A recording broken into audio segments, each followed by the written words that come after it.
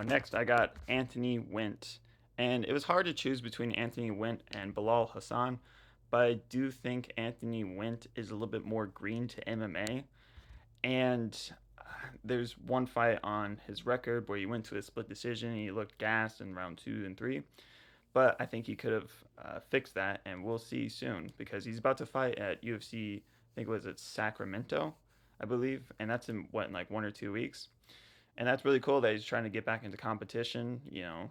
Trying to make a name for himself. That's really good. I think it's a high mark. Now, his best attribute is his physicality. He is a monster. He weighs about 230 pounds, but I think him being lighter than most of the heavyweights that he compete against in the UFC, he'll be able to be faster on the feet, move quicker through wrestling positions.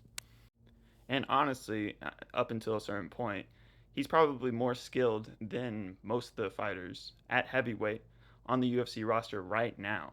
Like, I could see Anthony Wint totally running through a guy like Louis Sutherland. No hate against Louis. I just had to think of like a heavyweight outside the rankings. But that's my point. Is there's really no talent at heavyweight to really test him up until he gets into the rankings, at least, right?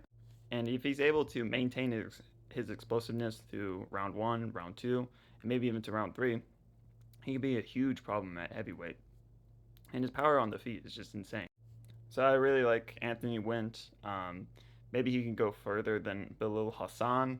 I'm not sure, but right now, as if we're talking MMA skills, Bilal Hassan, he just looks better, right? But again, we're talking about these heavier divisions. Heavyweight compared to flyweight. I mean, it's not even comparable. Heavyweight's just way worse skill wise. So Anthony Wint could make it further than Bilal Hassan. I would say Anthony Wint is probably like a 8 or 9 out of 10, as in like a prospect.